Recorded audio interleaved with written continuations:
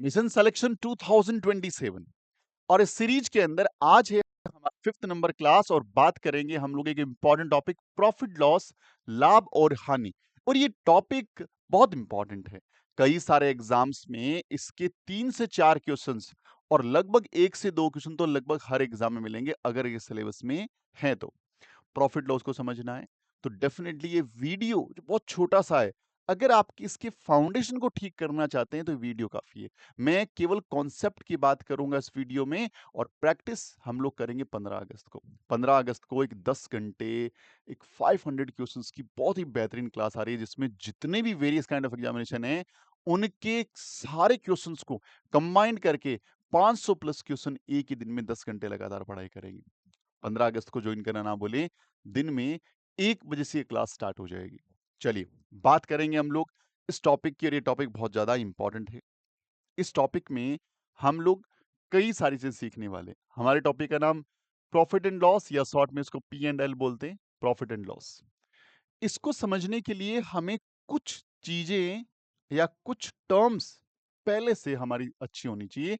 सबसे पहली चीज़ आती है कि सर मान लीजिए यहाँ पे एक कोई बच्चा है और इस बच्चे को कुछ परचेज करना है और ये बच्चा अगर मान लीजिए किसी शॉप पे गया, किसी दुकान पे गया और दुकान से इसने कोई भी सामान मान लीजिए यहाँ से बाय किया। अब यहाँ से इन्होंने क्या लिया, सपोज एक पेन इनको चाहिए दुकान से, तो पेन ये लेंगे। अब दुकानदार ने बोला कि सर एक पेन का जो प्राइस है, 1 पेन का प्राइस है वो 10 रुपी है। तो बच्चे ने बोला ठीक है, ये लीजिए आप 10 रुपी का नोट और मुझे आप एक पेन दे दीजिए। हो गया ट्रांजैक्शन। यानी प्रॉफिट एंड लॉस तभी स्टडी हो सकता है जब कोई ट्रांजैक्शन होगा, कहीं पे पैसों का लेन-देन या सामान का लेन-देन होगा, तभी ये टॉपिक बनता है। अब यहाँ पे हम एक ट्रांजैक्शन दिखा कि यहाँ से इस बच्चे ने एक पेन को परचेज किया और पेन परचेज करने के लिए 10 रुपए का 10 रुपीज का जो नोट है उनको दिया। तो अब इस सिचुएशन में इस प्रॉफिट लॉस को समझने के लिए कुछ चीजें यहाँ पे तैयार हो गई। पहला कि एक ऐसा ट्रांजैक्शन जहां पे हम लोग पैसा देते हैं और कोई आर्टिकल्स कोई सामान रिसीव करते हैं, उस वाले ट्रांजैक्शन को बोलते हैं सीपी। किसके लिए? इस बच्चे के लिए वो सीपी है। ये क्या हो जाएगा? सीपी यानी cost price. Cost price Hindi में इसको क्रय मूल्य बोलते हैं। यानी इस पेन का प्राइस कितना था? 10 रुपए था। तो आपने सीपी को समझा कि सीपी या क्रय मूल्य, जब भी कोई सामान हम लेते हैं उसके एवज में हम जो पैसा देते हैं उसको हम लोग क्या बोलते हैं? सीपी बोलते हैं। उसको हम लोग कॉस्ट प्राइस बोलते हैं। ये बच्चा घर पे आया और घर पे आने के बाद इसी पेन को इसी पेन को इसने किसी दूसरे बच्चे को सेल कर दिया, किसी और को दे दिया। और अब ये जो पेन इनके हाथ में है, अब इनके पास 3 ऑप्शंस हैं इस बच्चे के पास। कि पहला ऑप्शन कि 10 रुपए के अंदर लेके आया और 10 में ही सेल कर दे, या 10 रुपए में लेके आया और 10 से ज्यादा रुपए के अंदर सेल करे, और या 10 में लेके आया और 10 से कम में सेल करे। 3 ऑप्शंस अवेलेबल हैं। जैसे ही इस आर्टिकल को दोबारा से रीसेल किया जाएगा, दोबारा से आगे ट्रांसफर किया जाएगा, उस सिचुएशन में इस आर्टिकल के जो प्राइस हैं और जितने रुपए में अपन लेके आए थे उसके प्राइस के अंदर कंपैरिजन करेंगे, उसको हम लोग अलग ढंग से ट्रीट करने वाले बच्चों। चलिए जी, बात करते हैं हम लोग। क्या है जी, यहाँ पे एक इंपॉर्टेंट बात कि हमारे पेन का प्राइस कितना था? 10 रुपए था। हाँ जी, कोई दिक्कत नहीं है। अब इस पेन को अब इस पेन को हम लोगों ने क्या कर दिया? सेल कर दिया। सेल किया जी। हाँ जी सर, सेल किया। सेल कितने में किया? अब सेल कर रहे हैं उसको सेलिंग प्राइस बोलते हैं। यानी हम पेन को दे देंगे और इसके एवज में हम लोग वापस से, या वो बच्चा वापस से रुपए रिसीव कर लेगा। ये मेरा सेलिंग प्राइस ऑफ पेन हो जाएगा। अब 10 में ला करके अगर 10 में ही आपने इसको सेल कर दिया, 10 में ही सेल कर दिया, एक कंडीशन ये हो सकती है। या फिर 10 में ला करके आपने उसको 12 में सेल कर दिया, या फिर 10 में ला करके आपने उसको मान लीजिए 9 में सेल कर दिया। ये इस तरह की 3 सिचुएशन हो सकती है कि जितने में हमने कोई आर्टिकल परचेज़ किया, उसके इक्वल में ही हम सेल कर दें, उससे ज़्यादा में सेल करें या उससे कम में सेल करें। इन तीनों ही सिचुएशन के लिए हमें इस बात को समझना है। तो एक पहली बात, सेलिंग प्राइस क्या है कि कोई भी आर्टिकल को हम लोग दे देते हैं और उसके एवज में कुछ पैसा रिसीव कर लेते हैं, उसको बोलते हैं सेलिंग प्राइस। अब कॉस्ट प्राइस और सेलिंग प्राइस की वजह से 3 सिचुएशन बनती है।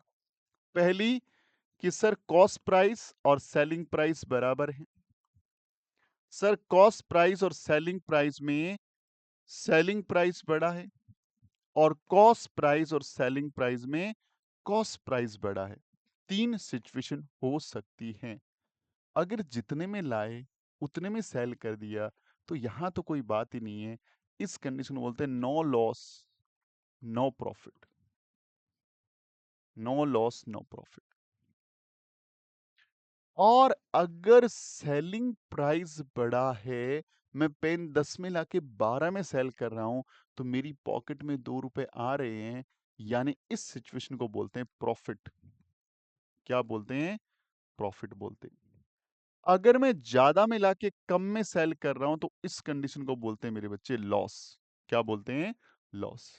तो profit, loss, no loss, no profit, ये 3 सिचुएशन यहां पे बन सकती है।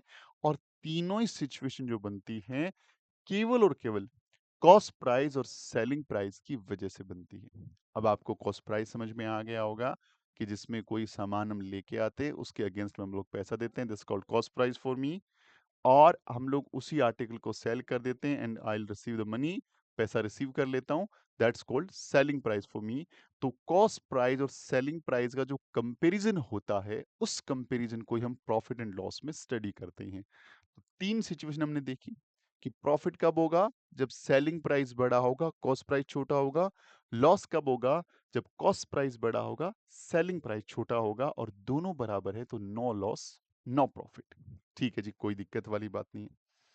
आगे चलते हैं कि सर एक प्रॉफिट परसेंट नाम की टर्म भी हम सुनते हैं कि प्रॉफिट परसेंट या लॉस परसेंट, ये दो टर्म्स क्या होती है?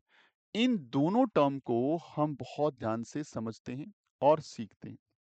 देखो बच्चों, हमें किसी भी ट्रांजैक्शन में जितना प्रॉफिट हो, उसको कंपैरिजन कर दे कॉस्ट प्राइस के साथ। हमें जितना प्रॉफिट हुआ डिवाइड बाय कॉस्ट प्राइस, यानी एक फ्रैक्शन निकाल ली हमने। हमने एक फ्रैक्शन निकाल लिया कि हमें 2 रुपए का प्रॉफिट हुआ 10 रुपए का आर्टिकल के ऊपर, तो ये एक फ्रैक्शन निकला। और अगर इसको परसेंट में चेंज करना हो, तो 100 से मेरे भाई मल्टीप्लाई कर दो, तो प्रॉफिट परसेंट आ गया। अगर आपको लॉस परसेंट निकालना है, तो loss upon CP multiply by 100, ये लॉस परसेंटेज आ जाएगा। ऐसे आप प्रॉफिट परसेंट और लॉस परसेंट को पता कर सकते हैं, फाइंड कर सकते हैं, एकदम वेरी इजी, बहुत ही आसान तरीके से इसको किया जा सकता है। प्रॉफिट परसेंटेज, लॉस परसेंटेज, इसको बेसिकली ध्यान रखना है कि this is called profit percentage और लॉस परसेंटेज, ये ध्यान रखना है। एग्जाम्पल 4, मैंने कोई बुक को परचेज किया और बुक को परचेज मैंने किया मान लीजिए 1000 रुपये में, और मैं इसको सेल कितने में कर रहा हूँ? मैं इसको सेल कर रहा हूँ 1100 रुपीज में। इस सिचुएशन में मेरा कॉस्ट प्राइस 1000 है, सेलिंग प्राइस 1100 है, तो अल्टीमेटली मुझे 100 रुपए का 100 रुपीज का प्रॉफिट हुआ। और प्रॉफिट परसेंट निकालने के लिए प्रॉफिट अपॉन में cost price multiply by 100। 2 zero से ये 2 जीरो, ये 1 जीरो से 1 जीरो, अल्टीमेटली मुझे 10% का प्रॉफिट हुआ। अगर प्रॉफिट रुपीज में बात करें, तब तो 100 रुपये का, और परसेंट में बात करें, तो परसेंट कैलकुलेट कॉस्ट प्राइस के साथ होता है।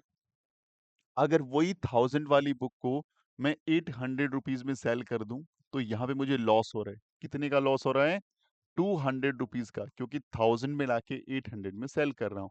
लॉस परसेंट निकालना हो तो लॉस अपॉन में सीपी मल्टीप्लाई बाय 100। ये 10 से 10, ये 10 से 10, ये 10 से 10। अल्टीमेटली मुझे 20% का 20% का लॉस होता है। तो ऐसे प्रॉफिट परसेंट और लॉस परसेंट को याद किया जा सकता है, पता किया जा सकता है, बहुत ज्यादा आसान है। एकदम इजी फॉर्मेट में आपको इसको करना होता है, कोई दिक्कत वाली बात इसमें है नहीं। ठीक है सर, कोई इशू नहीं है।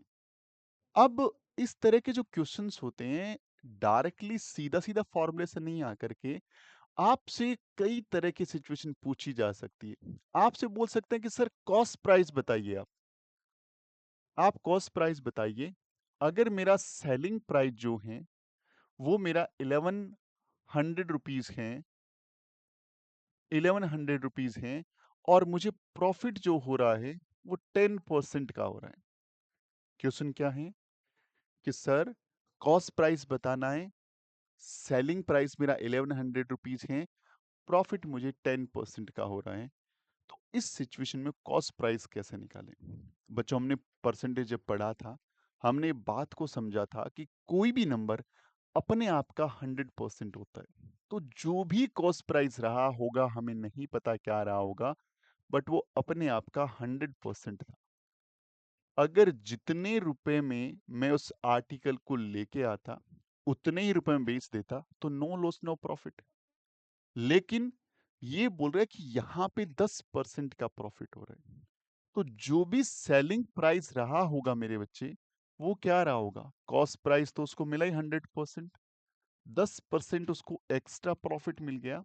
तो अल्टीमेटली मेरा सेलिंग प्राइस जो है वो ये वाला हो गया 110%। सेलिंग प्राइस क्या हो गया? 110%। किसका? कॉस्ट प्राइस का। जितना भी मेरा कॉस्ट प्राइस था वो तो मेरा 100% था। उससे मुझे सेलिंग प्राइस तक पहुंचना है, तो इसको 10% इंक्रीज करना है। परसेंट इंक्रीमेंट में पढ़ा था हम लोगों ने। अगर प्रॉफिट होगा तो जो सेलिंग प्राइस है इंक्रीज होगा, अगर लॉस होगा तो सेलिंग प्राइस डिक्रीज होगा, लेकिन दोनों ही सिचुएशन कॉस्ट प्राइस पे होगी। तो मेरा कॉस्ट प्राइस जो भी था नहीं पता, बट उसको इंक्रीज होगा, परसेंटेज है तो प्रॉफिट है तो 100 में 10 ऐड किया तो 110। यानी अब ये मेरा सेलिंग प्राइस बन गया बच्चों, अगर आप समझ पा रहे हैं। तो अब ये मेरा सेलिंग प्राइस बन गया, क्योंकि जो भी मेरा कॉस्ट प्राइस था अपने आप में 100% था। प्रॉफिट हुआ मुझे 10% का, तो अब सेलिंग प्राइस 10% से इंक्रीज हो गया। तो अब आपने कॉस्ट प्राइस को नीचे 100 लिखते 1% आया, 10% इंक्रीज करना है तो 100 में 10 ऐड करके 110 से मल्टीप्लाई किया, इससे आपका सेलिंग प्राइस आ गया। सेलिंग प्राइस भाई यहाँ दे रखा है, कितना दे रखा है सेलिंग प्राइस? आपको दे रखा है 1100। एक जीरो से एक जीरो, ये एक जीरो से एक जीरो, 11 से कैंसिल हो गया ये। एक मिनट, हमने ज्यादा ही कुछ कट कर दिया, हमने एक एक्स्ट्रा में कट कर दिया मेरे भाई। ठीक है जी, ये कटा इससे, और 11 से कट गया ये 10 बार। 100 को यहां बेच देंगे तो मेरा कॉस्ट प्राइस आ गया ₹1000। तो इसी ढंग से कोई कॉन्सेप्ट लॉस परसेंट का भी आ सकता है कि सर इतना परसेंट लॉस हुआ। लॉस होंगे तो हम लोग हमारे कॉस्ट प्राइस में 100 और ऊपर माइनस करके मल्टीप्लाई कर देंगे। तो प्रॉफिट या लॉस का कॉन्सेप्ट बेसिकली घूमता किस पर है? बेसिकली घूमता है हमारे कॉस्ट प्राइस के ऊपर। क्लियर एकदम? ठीक है जी। इसके अलावा भी इस टॉपिक में क्या है? सर एक नाम आपने सुना होगा, एमआरपी, मार्केट रिटेलर प्राइस, या हम इसको पीपी बोलते हैं, प्रिंटेड प्राइस, या हम इसको एमपी बोलते हैं, मार्केट प्राइस ओनली। ये तीनों चीजें होती क्या हैं? कोई भी बुक स्टोर पे आप जाओगे तो जो भी हमारी बुक है, बुक का नाम मान लीजिए जेएनवी, अभी नई बुक आई है हमारी ईवीएस की, उस बुक के ऊपर कोई प्राइस लिखा रहता है, उसको बोलते हैं एमआरपी। मैं आपको एक बुक दिखाता हूं, इस बुक के ऊपर एक प्राइस लिखा हुआ है, इस बुक के ऊपर आप देख पा रहे हैं ₹299 ये हमारी नई बुक है ईवीएस की। अगर आप जवाहर नवोदय विद्यालय की तैयारी कर रहे हैं और एनवायरमेंटल स्टडीज को बढ़िया ढंग से पढ़ना चाहते हैं, एक बुक हमने लॉन्च कर दी है बोथ मीडियम। ये इंग्लिश मीडियम का बुक मैं आपको शो कर रहा हूँ, इसी ढंग से सेम डिट्टो हिंदी मीडियम का बुक भी जवाहर नवोदय विद्यालय का लॉन्च कर दिया। इस बुक के ऊपर एक प्राइस है, इसको हम लोग एमआरपी बोलते हैं, मार्केट रिटेल प्राइस या प्रिंटेड प्राइस या मार्केट प्राइस।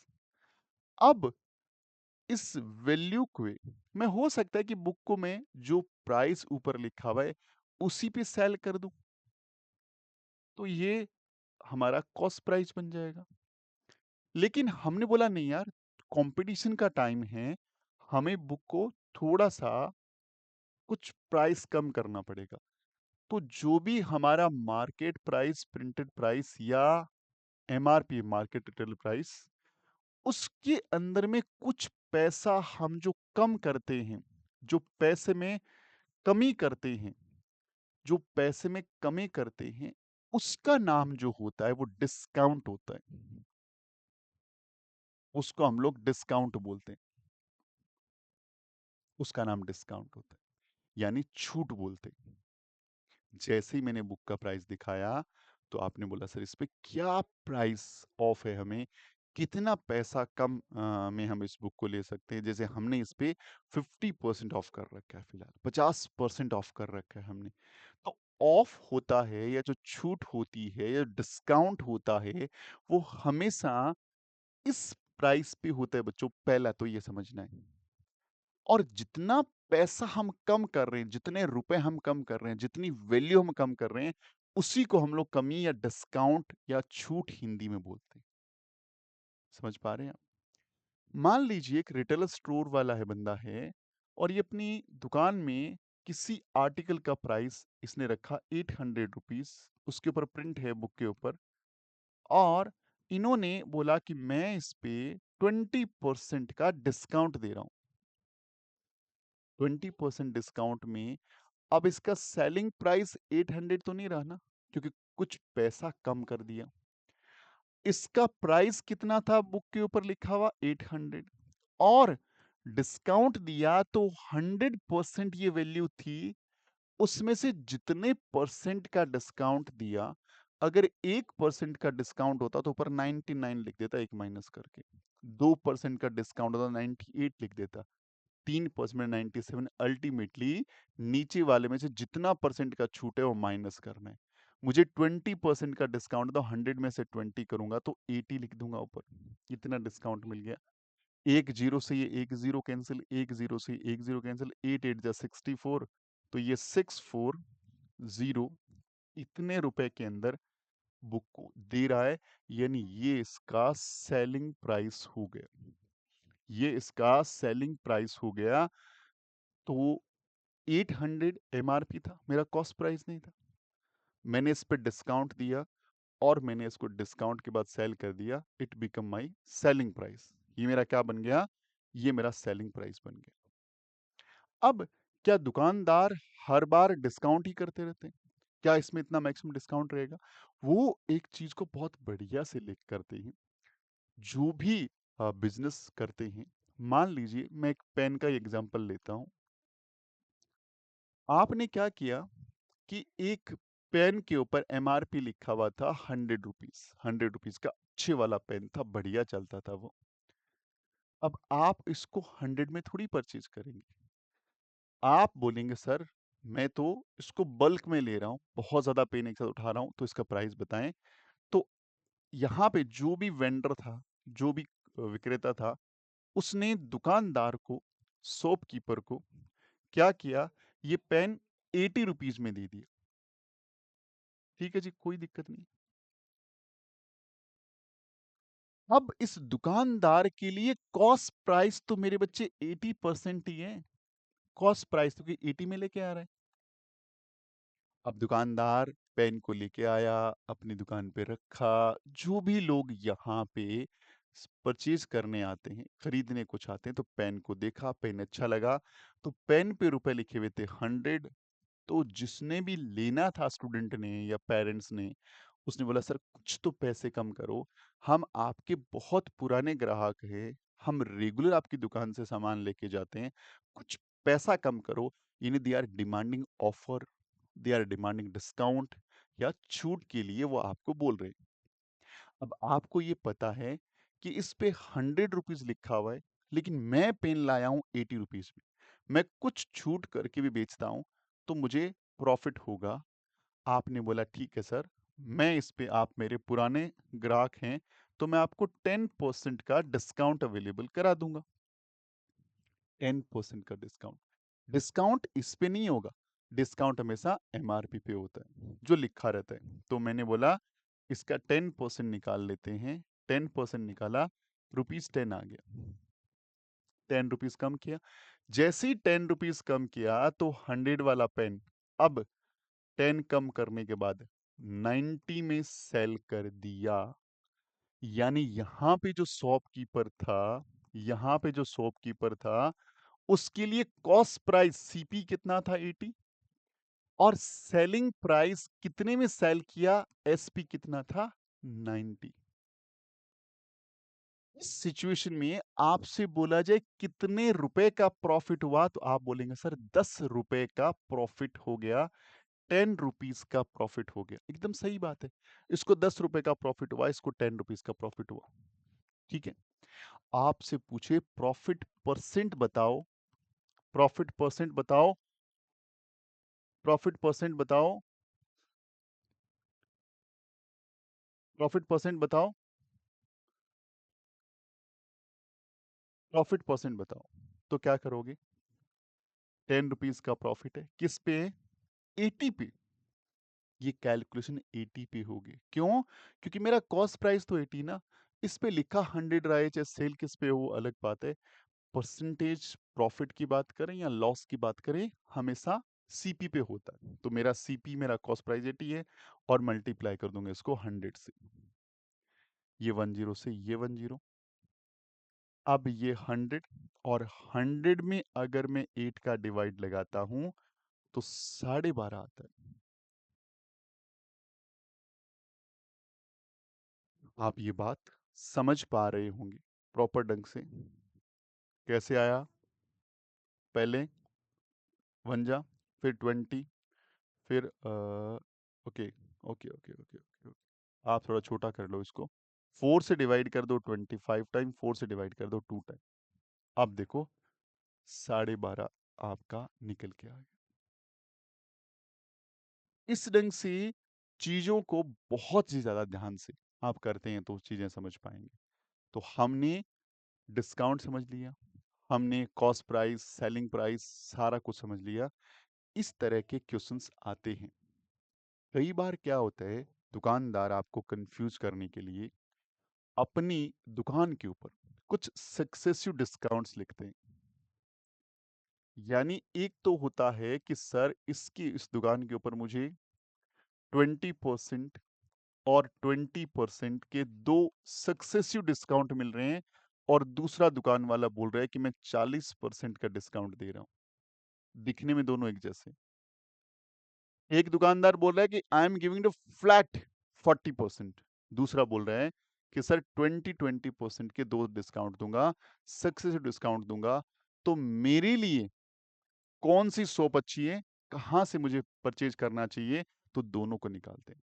सक्सेसिव डिस्काउंट के बाद मान लीजिए कोई आर्टिकल 100 रुपीज का है, पहले 20% का डिस्काउंट दिया, फिर 20% का डिस्काउंट दिया, तो डिस्काउंट ऐसे कैलकुलेट होता है, कितना डिस्काउंट आया भाई, ये 10 से, ये 20 से, ये 20, ये 0 से ये 0, और ये से ये। हम लोग ऐसे ही निकालेंगे 20% का डिस्काउंट। 100 रुपीज के आर्टिकल में, एक मिनट, सॉरी, 100 रुपीज का आर्टिकल है, 20% डिस्काउंट निकाल रहे हैं, 20/100, और ये अगेन 20/100। क्या ऐसे डिस्काउंट कैलकुलेट करेंगे हम लोग, नहीं ऐसे नहीं कैलकुलेट करना बच्चों। आपको बात समझनी है कि 100 रुपीज का आर्टिकल था, 20% का डिस्काउंट दिया, तो अब 80 रुपीज का बच गया, 80% बच गया उसका। 100 का था, 20% डिस्काउंट दे दिया, लेकिन एक डिस्काउंट और देना है 80 का, सॉरी 20 का, तो ये 80/100 आ गया। अब हमें क्या करना है? सर 2 जीरो से ये 2 जीरो, 1 जीरो से 1 जीरो, ये 1 जीरो से 1 जीरो, 8 8 जा 64, यानी इस दुकान पे मुझे 100 रुपीज वाला आर्टिकल 64 रुपीज का मिल रहा है। दूसरे वाला बोल रहा है सर आ जाओ मैं तो फ्लैट दे रहा हूं, तो 100 रुपीज पे 40% के डिस्काउंट का मतलब 40 कम करें तो कितने में सेल करेगा? 60 में। यानी इस दुकान से लोगे तो वही आर्टिकल 60 रुपीज का पड़ने वाला है। तो ये भी गेम होता है, समझने वाली बात होती है कि सक्सेसिव डिस्काउंट जोड़ने पे इसके बराबर लगता है, ऐड करने से बराबर है, बट एग्जैक्टली फ्लैट डिस्काउंट अगर इनका सम इसके बराबर आ रहा है और हमें कोई एक भी शॉप चूज करनी हो, ऐसे एमसीक्यू क्वेश्चन आ सकता है, तो हम ऑलवेज इसको चूज करेंगे क्योंकि ये सक्सेसिव डिस्काउंट है। ये कम होने के बाद कम होगा तो डेफिनेटली ये ज्यादा अच्छा रहेगा हमारे लिए। दुकानदार के लिए कौन सा अच्छा है? ये। और जो परचेज कर रहा है उसके लिए अच्छा कौन सा है? ये वाला। उम्मीद करता हूँ कि प्रॉफिट लॉस के कुछ हद तक कॉन्सेप्ट ठीक हो गए होंगे। मिलते हैं अगली क्लास में अगले बेहतरीन वीडियो के साथ। तब तक अपना ख्याल रखें। जय जय भारत, वंदे मातरम।